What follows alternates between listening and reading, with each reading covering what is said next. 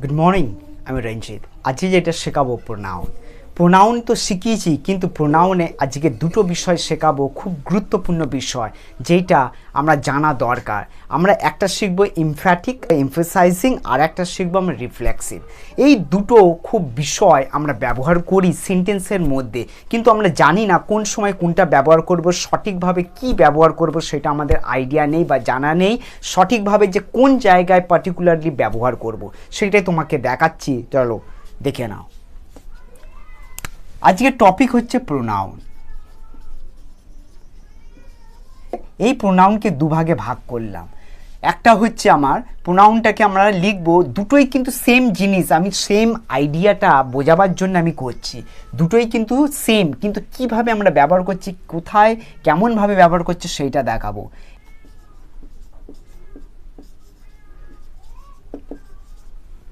একটাই থাকছে রিফ্লেক্সিভ, আর একটাই থাকছে এমফ্যাটিক। আমরা বলতে পারি এমফ্যাটিক অর এমফেসাইজিং।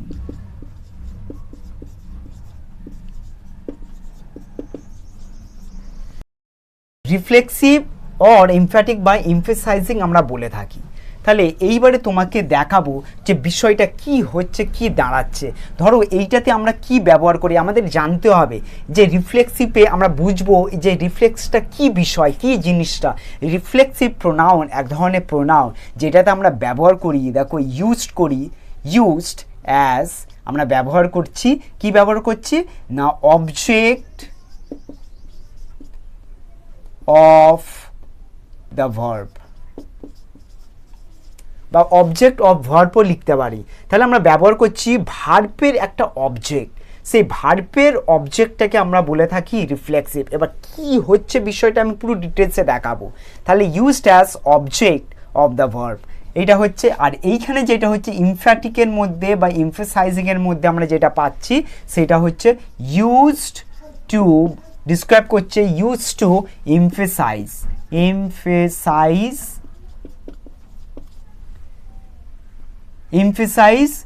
the noun।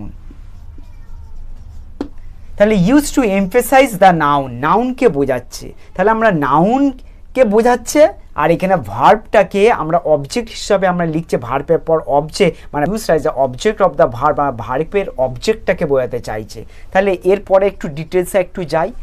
এইবারে এইখানে আমাদের এই যে অবজেক্ট অফ দ্য ভার্ব আমাদের কি কি জিনিস আছে আমরা সেইটা লিখি। এক্সাম্পলে, উদাহরণে যেটা আমরা জানতে পারবো, যেটা বুঝতে পারবো যে কি হতে পারে। দেখতে পাচ্ছি এটা ইন্ডিকেট করে, কি ইন্ডিকেট করছে, ভার্বের পর আমরা লিখছি, সেইখানে আমাদের ইন্ডিকেট করে জিনিস হতে পারে থিংস বা পারসনস। সেম জিনিস এইখানেও ইন্ডিকেট করছে, এইখানেও দেখাচ্ছে। আমরা থিংস লিখতে পারি, থিংস অর পারসনসকে বোঝাচ্ছে। এইবারে যেটা করব, যেটা কাকে করছে, মানে কি, এটা প্রশ্ন করলে আমি বুঝতে পারবো বিষয়টা কি। দেখবে এইটাতে হুম দিয়ে প্রশ্ন থাকবে, দেখো প্রশ্ন আমি ওই যে দিয়ে দিলাম হুম দিয়ে প্রশ্ন, এর মধ্যেও সেম হুম দিয়ে প্রশ্ন থাকবে, হুম। এইবারে আমি উদাহরণটা দিচ্ছি, তাহলে তোমাদেরকে পাই টু পাই বুঝিয়ে দিলাম যে রিফ্লেক্সিভ প্রোনাউনটা কী জিনিস, এমফ্যাটিক প্রোনাউনটা কী জিনিস। থিংস, পারসন, এই জিনিসগুলো ব্যবহার করাতে আমরা কি অবজেক্ট লিখছি, ঠিক আছে, কি অবজেক্ট ভার্বের পর লিখছি। আর এইখানেও নাউনে আমরা দেখতে পাই থিংস বা পারসনে আমরা কি জিনিস আমরা অবজেক্টটা লিখছি সেইটা। এবার এক্সাম্পলটা আমি দিয়ে দিচ্ছি। এক্সাম্পল কতগুলো, অনেকগুলো আমি এক্সাম্পল দিচ্ছি, এক্সাম্পলগুলো ফলো করো। যেরকম হার self, himself,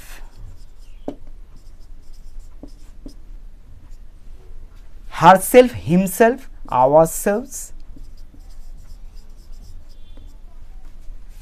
themselves,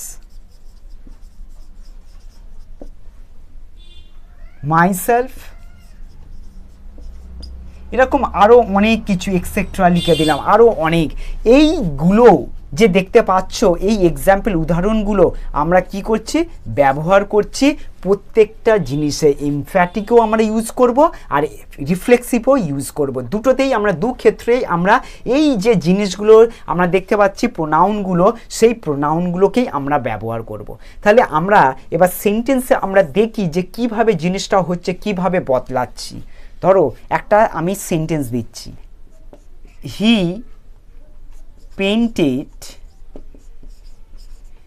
painted the wall। এটা ধরো একটা সিম্পল একটা সেন্টেন্স। এই সেন্টেন্সের মধ্যে আমাকে এই হিটা আমাদের প্রোনাউন, দেখো এটা পার্সনকে বোঝাচ্ছে। এই পার্সনকে যখন বোঝাচ্ছে, এই যে পার্সন, তাহলে পার্সনকে যখন বোঝাচ্ছে সেটা আমরা কি ক্ষেত্রে ব্যবহার করব, এটা ভালো করে বোঝো। যখন তোমার রিফ্লেক্সিভ হবে, রিফ্লেক্সিভ মানে ভার্বের পর যখন আমরা অবজেক্ট ব্যবহার করব, হি পেন্টেড, তাহলে কি লিখবো, হি পেন্টেড। দেখো ভার্বের পর হি পেন্টেড, হিটা তখন চেঞ্জ হয়ে কি হয়ে যাবে, হিমসেলফ হয়ে যাবে। দেখো হিমসেলফ, হি পেন্টেড হিমসেলফ, এই জায়গায় আসবে, হি পেন্টেড হিমসেলফ দ্য ওয়াল। তাহলে ভালো করে বোঝো, আবার বোঝাচ্ছে হি পেন্টেড হিমসেলফ দ্য ওয়াল। ভার্বের পর, এই ভার্বের পর সবসময় অবজেক্ট আসে। সেই অবজেক্টটা আমরা কি লিখবো, আমরা প্রোনাউনটা দেখে নেবো এটা কি আছে। আই যদি হয় তাহলে মাই সেলফ হয়ে যাবে, ইউ হলে ইয়োর সেলফ হয়ে যাবে, হার হলে, সি হলে হার সেলফ হয়ে যাবে, উই হলে আওয়ার সেলফস হয়ে যাবে। এইগুলো আমাদেরকে মাথায় রাখতে হবে। ক্লিয়ার, বুঝতে পারলে মনে হয় এইখান থেকে। নেক্সট এই সেন্টেন্সটাকেই ধরো আমি এখন বদলাবো, চেঞ্জ করব, আমরা এমফ্যাটিকে প্রোনাউনে ব্যবহার করব, এমফ্যাটিক। তাহলে এমফ্যাটিকে আমার কি জিনিসটা হবে দেখো। তাহলে আমি যদি হি লিখি, একই জিনিস, আমি একই জিনিস বোঝাতে চাইছি। He painted the wall, he painted the wall himself.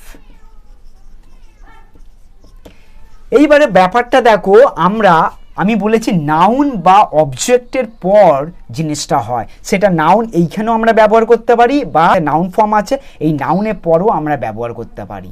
ঠিক আছে, দু ক্ষেত্রে আমরা ব্যবহার করি। যেরকম হি পেন্টেড দ্য ওয়াল হিমসেলফ, তুমি যদি মনে করো হি হিমসেলফ পেন্টেড দ্য ওয়াল, এইটাও করতে পারবে। এখানে দুটোই লিখে দিচ্ছি, he himself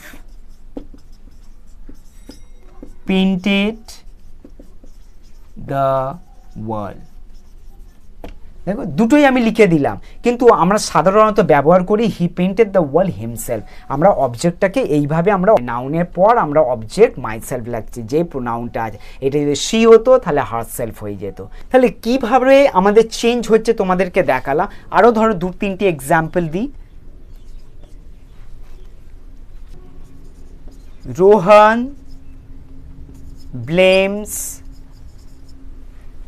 blames himself. Rohan হচ্ছে ছেলে, তাহলে আমরা এটা হিমসেলফ করব। এটা যদি মেয়ে হতো তাহলে হারসেলফ লিখতাম, হিমসেলফ। ইন দ্য জু বা অফিস। নেক্সট একই জিনিস যদি আমরা ব্যবহার করি এইখানে, দেখো রোহন ব্লেমস, তুমি যদি মনে করো এইখানে হিমসেলফ লিখবে তাও লিখতে পারো, কিন্তু সব থেকে বেটার হয় লাস্টের দিকে লিখলে আরও সেন্টেন্সটা আরও ভালো হয়। কিন্তু এইটা ভুল নয়, এটাও ঠিক, যেটা মানে তোমার সাবজেক্ট বা নাউনের পরও যখন থাকছে তোমার প্রোনাউন। তাহলে রোহন ব্লেমস, এবার ব্লেমসের পর আমাদের অবজেক্ট দিতে হবে, মানে আমাদের ফ্রেজ দিতে হবে, Rohan blames in the zoo. Rohan blames in the zoo. এইখানে দেখো জু হচ্ছে আমাদের কি আছে, অবজেক্ট। সেই অবজেক্ট বা আমরা নাউন বলতে পারি, সেই নাউনের পর আমরা ব্যবহার করি কি আছে, এই রোহানটাকে হিমসেলফ বলছি, himself. Rohan blames in the zoo himself. তাহলে দেখো সেন্টেন্সগুলো কিভাবে, আর একটা লাস্ট দিচ্ছি, উই দিয়ে করি। We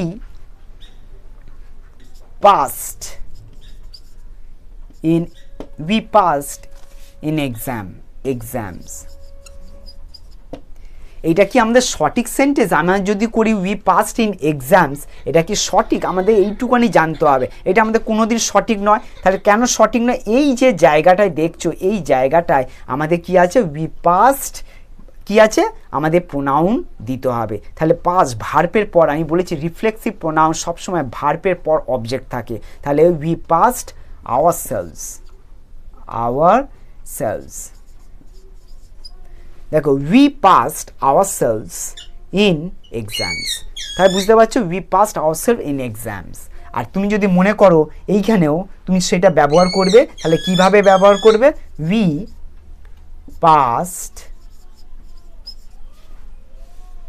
passed in exams ourselves। দেখো এইটা আমাদের হচ্ছে নাউন, সেই নাউনের পর আমরা আবার অবজেক্ট বসাচ্ছি, প্রোনাউন বসাচ্ছি ourselves। এটা বুঝতে হবে কোথায় কি মানে বসাচ্ছি, আমাদের এইটুকানি ক্লিয়ার হতে হবে যে রিফ্লেক্সিভ ভার্বের পর, দেখো ভার্বের পর আমরা প্রোনাউন বসাচ্ছি।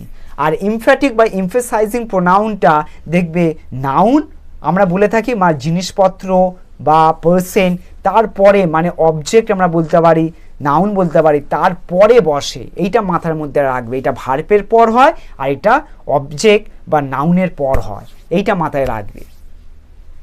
তাহলে তোমরা ক্লিয়ার বুঝতে পারলে, কিছু হোমওয়ার্ক দিয়ে দিচ্ছি, সেই হোমওয়ার্কগুলো করতে থাকো, আরও বুঝতে পেরে যাবে এই দুটো বিষয় কিভাবে খেলা যায়।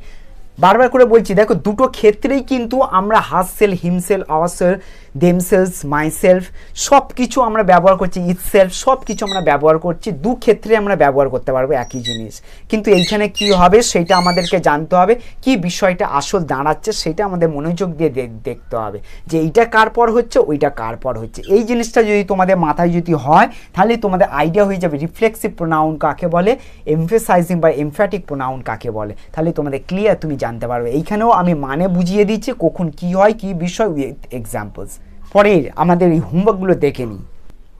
তাহলেই আমরা দেখতে পাচ্ছি যে fill in the blanks with reflexive or emphasising pronounce.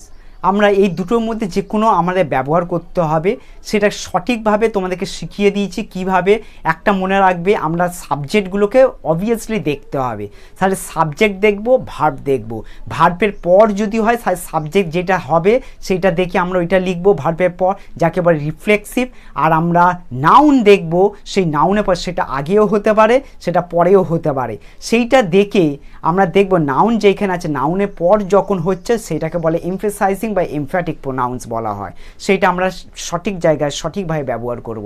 তাহলে এই ডিটেলসটা পুরো তোমাদেরকে বুঝিয়ে দিয়েছি, তোমরা এগুলো করতে থাকো, এক্সারসাইজগুলো করতে থাকো, আরও জানো এর বিষয়, তাহলে আরও ক্লিয়ার হয়ে যাবে। ধন্যবাদ সবাইকে।